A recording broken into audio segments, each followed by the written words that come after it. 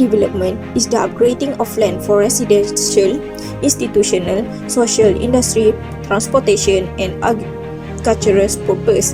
Furthermore, urban planning involves engineering, architecture, social and political science, most of which are technical specialties. As a result, it requires political will, public involvement, and academic discipline. Flash flood can be the result of human activities, including unplanned growth and development in floodplains. There is strong correlation between flash flood and urbanization because of the development of urban area changes the infrastructure and its surrounding. In cities area which covered more by roads and buildings, the land surface have less capacity to store the rainfall. With less storage capacity for water in urban area, urban streams rise more quickly during heavy rain. Malaysia's urban areas had increased from 3,900 to 4,600 square kilometers with an annual growth rate of 1.5% from 2000 to 2010, which led to areas that are most prone to flooding. Also registered the highest rate of deforestation in recent years. Deforestation, which usually occurs to make way for urbanization and development, also mean that soils and natural plant cover are replaced with concrete structures, paved roads and highways which can absorb water, resulting in floods. Some of the impacts of urbanization on flooding risk are the damage of infrastructures and properties at the high urban development area. And recently, Malaysia has been shocked with massive flooding in Selangor and Kuala Lumpur. Sri Muda in Shah Alam, Selangor City is one of badly affected area of flooding on 21st December 2021. The damage was extensive as there are houses that collapsed partially or completely collapsed. Roads get blocked, urban vulnerable services such as hanging electrical wires gets disrupted, and clogged drains are everywhere. And this is not the first time Kuala Lumpur has been affected with flood due to its rapid urbanization. In 2020, Kuala Lumpur has been affected with flood, and places that were badly affected such as Lebuh Ampang, Kampung Baru, Setapak, and Semarak. Lastly, loss of life is the most considered important type of intangible impact of urbanization on flood risk that cannot be quantified with monetary terms. The vulnerable groups such as elderly and children in the urban areas are at high risk when floods strike without notice. Pada hari kejadian, saya dan juga bersama dengan ibu saya, kita tak dapat nak keluar untuk menyelamatkan diri sebab air memang dah naik terlalu cepat. So pilihan yang ada pada masa tu ialah kami berdua actually naik dekat atas kereta dan tunggu bantuan bomba. And there is limited chance of refugee with the water is deep and rapidly flowing. And recently, flood in Shah Alam had killed a total of 12 persons resulting of the development houses in that area. There are a few factors of flooding that caused by urban development. The first factor is inadequate and insufficient flood risk assessment and measurement. Flood disaster mitigation strategies should be based on a comprehensive assessment of the flood risk combined with a thorough investigation of the uncertainties associated with risk assessment procedures.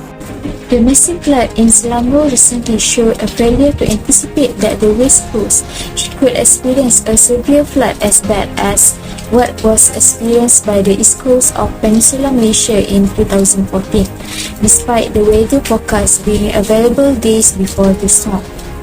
In Malaysia, we do have a system that is supposed to have the ability to track this occurrence, but the authorities need to re-evaluate the early warning system so that we can take into account every eventuality.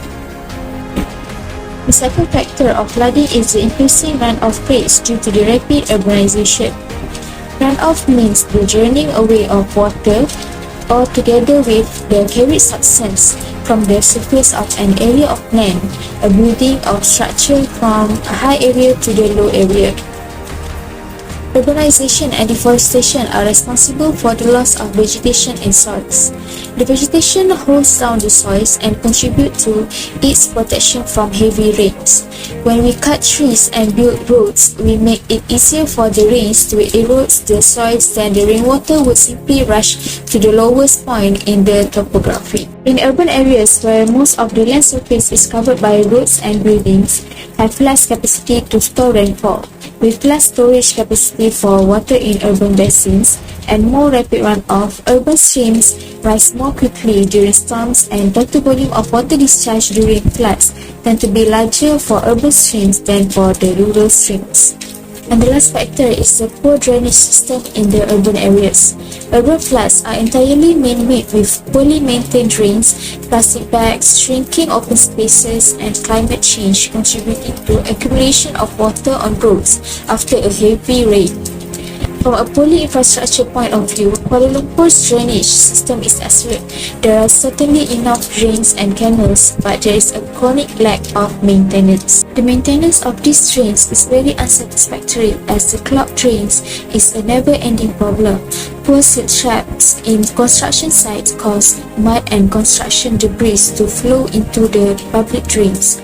Then the garbage and other obstructions are reducing the carrying capacity of the city drainage system by up to 50%, thus limit its capacity to drain the excess water quickly. In today's rapidly changing world, it is necessary to broaden the definition of flood risk management in order to recognize the significant challenges that government, professional, and scientific experts experience.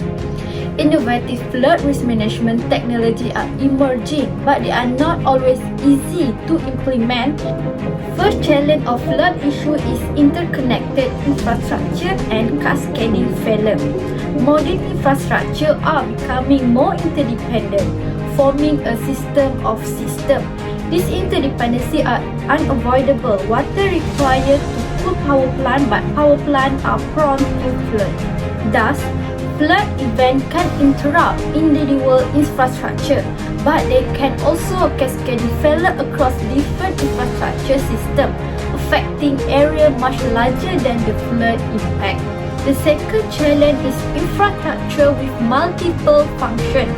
Many flood management infrastructure such as seawalls and drainage systems are already multifunctional, as they are frequently serve a transportation or biodiversity function. Estimated cost, including my car, it will be about 200,000 or plus minus. So around that. My account, all 90% of my thing is gone. Flooding was caused by an unprepared drainage system as well as an inappropriate size and drainage construction materials. During heavy rain and the lowland location near Jalan Teratai Meru Klang is regularly flooded. Datuk Gapar Hassan stated that despite decades of years, there are still undeveloped pieces of land in the region that are still under development, and cause the drainage system in the area is not planned.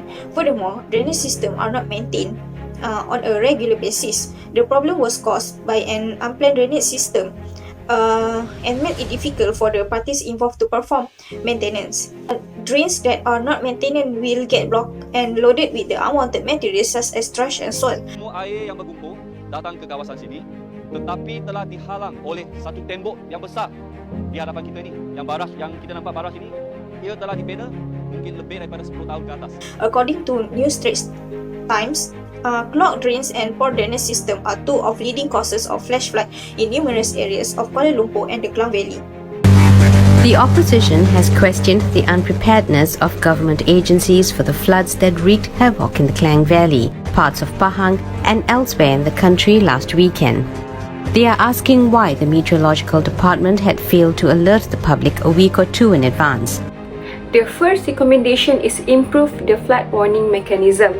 Flood forecasting and also warning system are crucial, practical and low-cost technique for reducing flood losses. Flood forecasts issued ahead from time will allow those living in the storm-prone area to be alert and evacuate themselves and their goods before the flood arrive. This has the potential significantly decrease the flood losses and damage, as well as the loss of their human life. Furthermore, according to the European Commission Joint Research Centre JRC, global forecast system and early warning mechanism are being fine-tuned in order to start creating an operational tool for decision maker, including state and local water authorities, hydropower companies, civil protection, and also like first line responder, and they will be alert to be prepared on the unwanted circumstances that might happen. Next recommendation is to create a sponge city. Urbanization has sealed natural soil by concrete pavement, roof and other impervious surface, constraining natural infiltration and evapotranspiration and converting rainfalls into the runoff. Runoff from the open soil in urbanized area is also increasing because construction activities have compact soil to behave like impermeable surface. Therefore, all the exit water from the storm cannot be absorbed by the soils and become a flood. A sponge city is an urban area that uses a number of ways to deal with excessive rains. And sponge city architecture can help lessen or prevent such catastrophes by allowing land to absorb water naturally.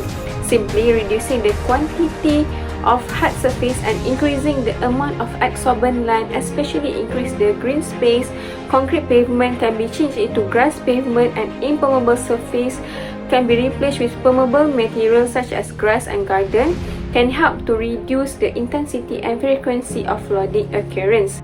According to Kamaru Bahrain, local governments has to ensure that the drainage system must also be maintained and tested on regular basis to ensure that they are performed properly. Dr. Muhammad Mujahid Hassan said a drainage system is vital for avoiding flood disaster. Garbage dumped evenly into drains or river cause disruption to the drainage system. According to Gapa Asan, the Jabatan Pengairan and Saliran JPS Selangor intended to install 3 high capacity pumps at the river gate to upgrade the sungai kapal kecil so that the water could be piped out to the sea. Whatever drainage infrastructure that we have is actually we designed for 100 years, but we built for 50 years because of the constraint of budget.